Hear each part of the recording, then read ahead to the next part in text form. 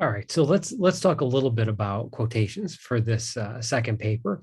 Now, before I do a screen share in this video with you to talk a little bit about some of the directions and the sample paragraph, by the way, that's at the end of the directions for paper number 2.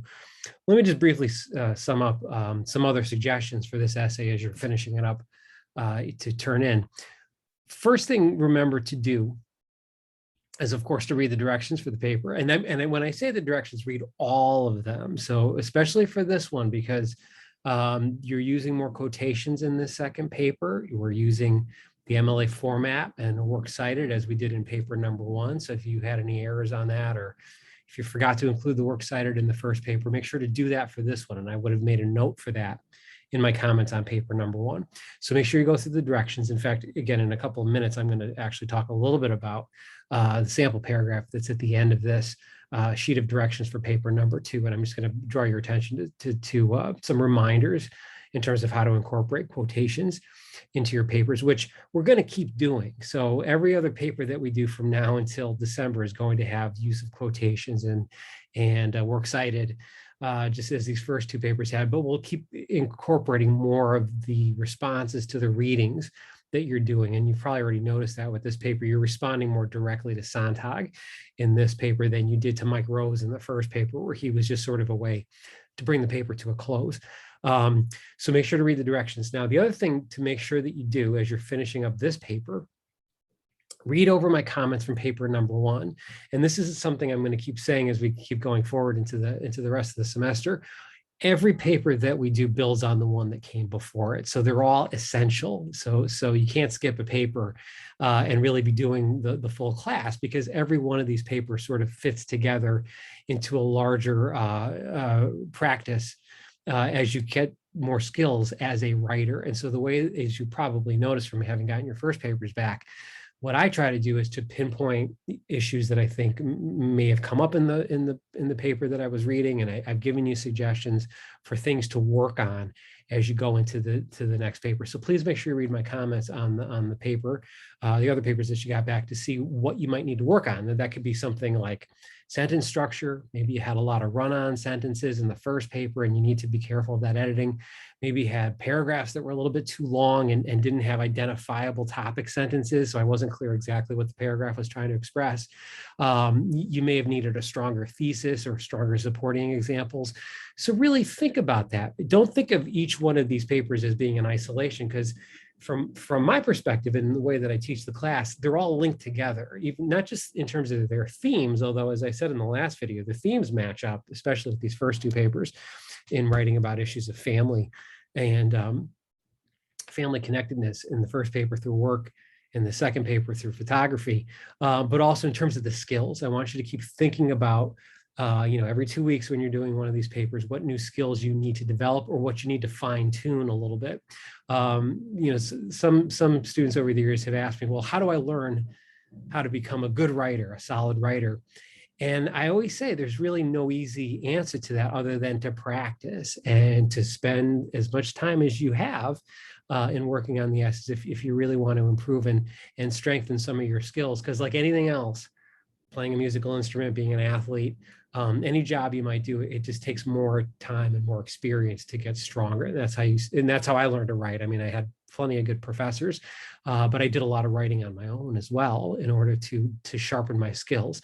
So again, that's partly what I'm trying to do when I'm giving you that feedback. And that's also why I get you the papers back the week later after you turn them in, so that you can be looking at those comments and then thinking about how to approach the next paper. Okay, so with all that out of the way, let's take a look at the end of the directions for this, because I want to focus in this video, again, as I said earlier, on the use of quotations. So here we go. Let me do the screen share. I'm going to show you the end of the directions. So if you take a look at after the prompt, in the previous videos, I've talked about the overall structure of the paper. So please make sure you take a look at that.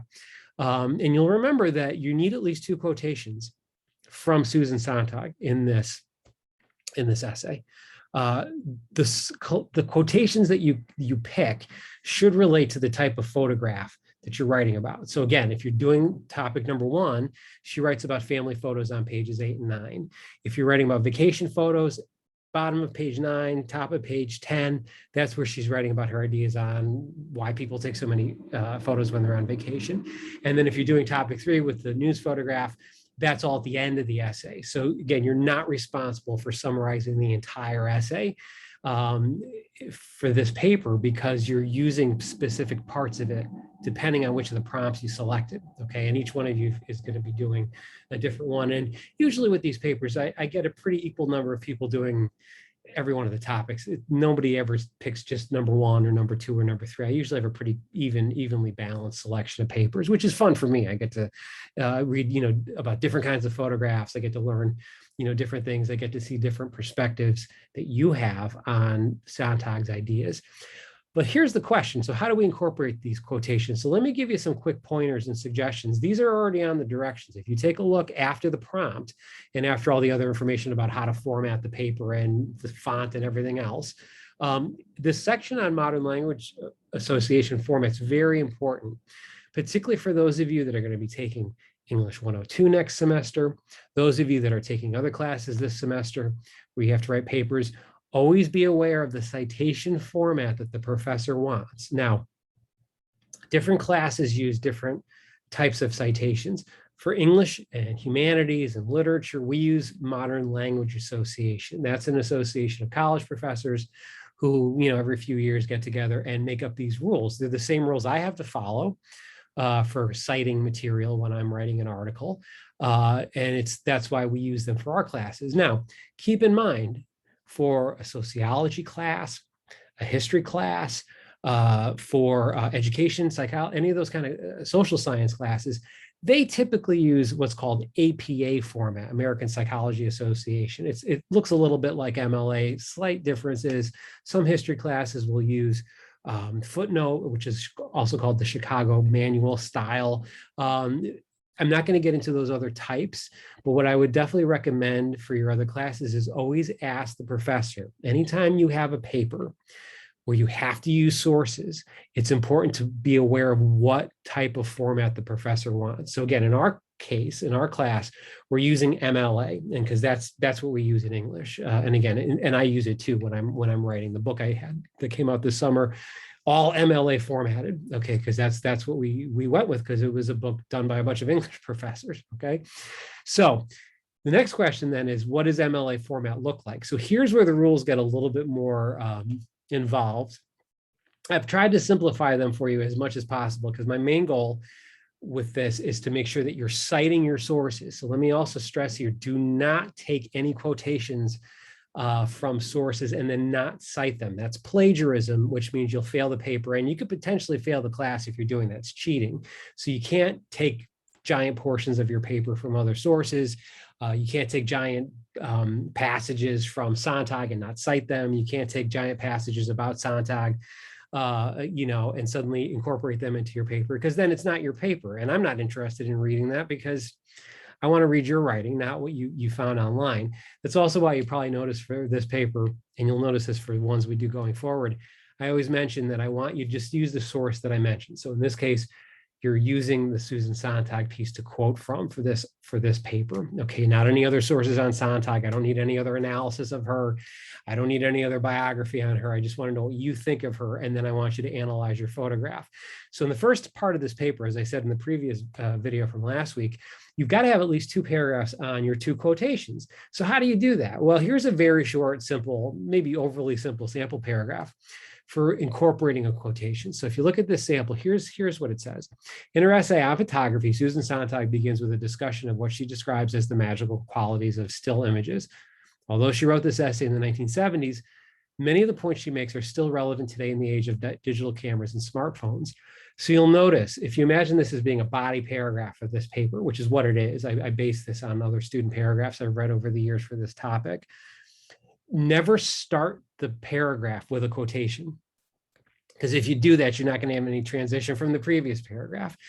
Likewise, and this is a suggestion that I'll never forget, my sophomore high school English teacher, Miss Narstis, back in my hometown in Connecticut, said never end a paragraph with a quotation. Why? There's no transition. and you're leaving the reader sort of hanging because they don't know what you think of the quotation. So you want to embed your quotations in the middle of the paragraph. So have a couple of sentences of introduction to the quotation. Make sure you use the full name of the author. If you haven't mentioned her in the introduction, then make sure you use her full name. Always use her last name after you've introduced her. Never call her Susan. That would be too informal. And have that quotation in the middle. So you'll see what this sample does here. It says, according to Sontag, photographs are perhaps the most mysterious of all the objects that make up and thicken the environment we recognize as modern. Notice also that citation. This is from a book source, so you need to have a page number.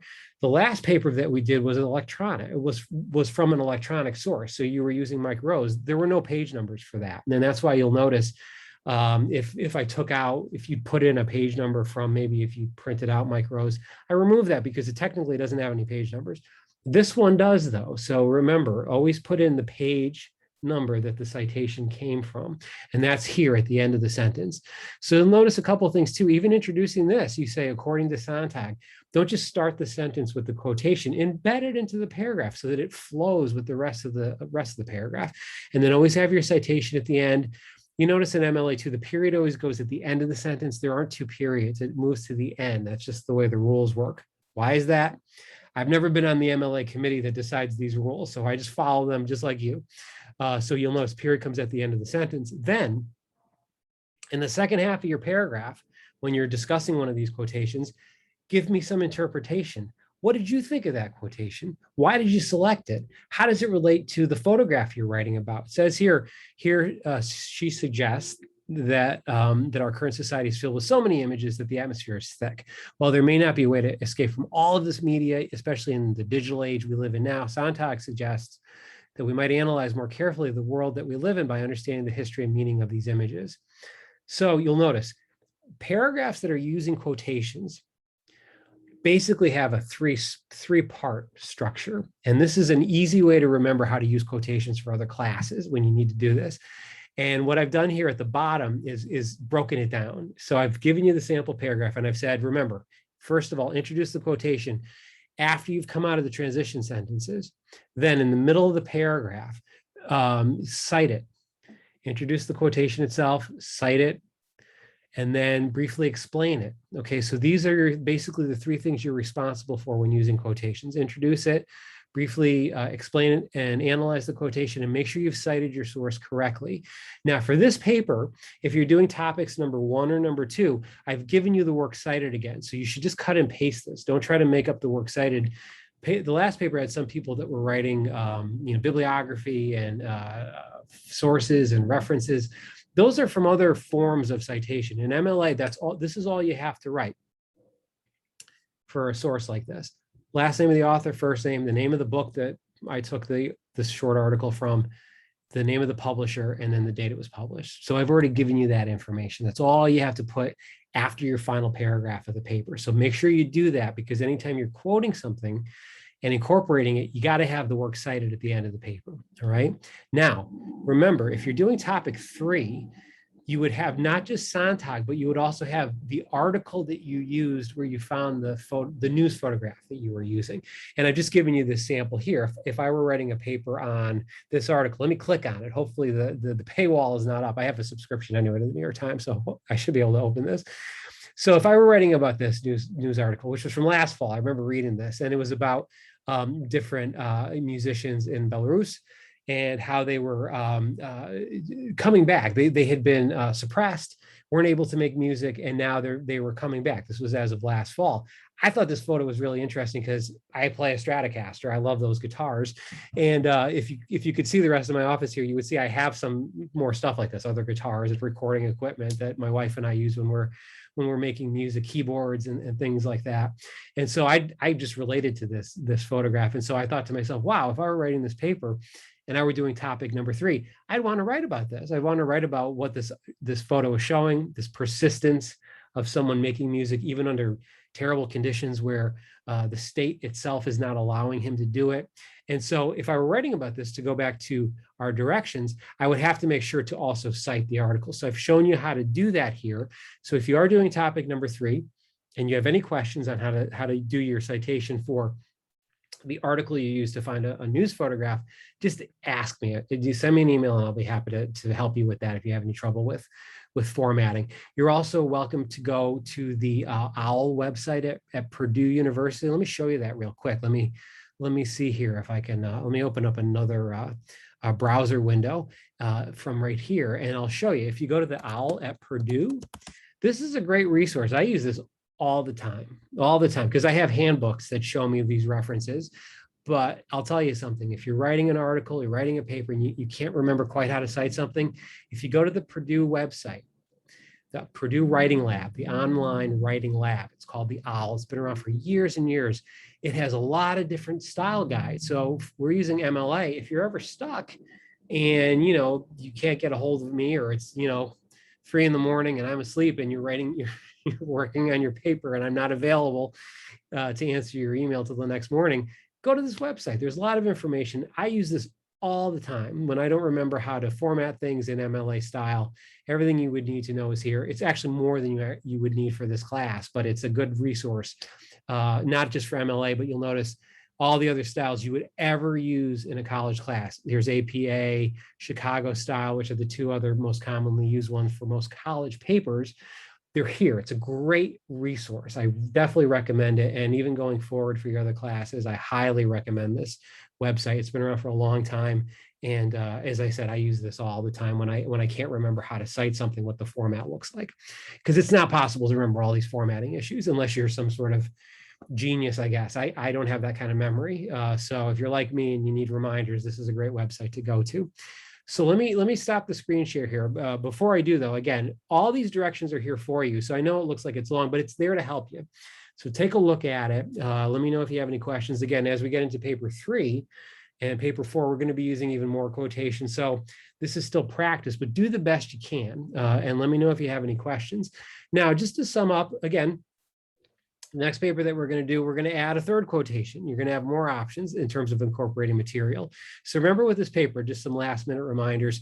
Your introductory paragraph should tell me what photograph it is you're going to write about. So be very specific about that. Let me know what it is I'm going to look at. As I said last week, if I were writing a paper on my grandfather, then I'd have to say somewhere within those first few sentences of the paper, in this essay, I'm going to write about a photo of my maternal grandfather, and here are some of the things I notice in this photograph.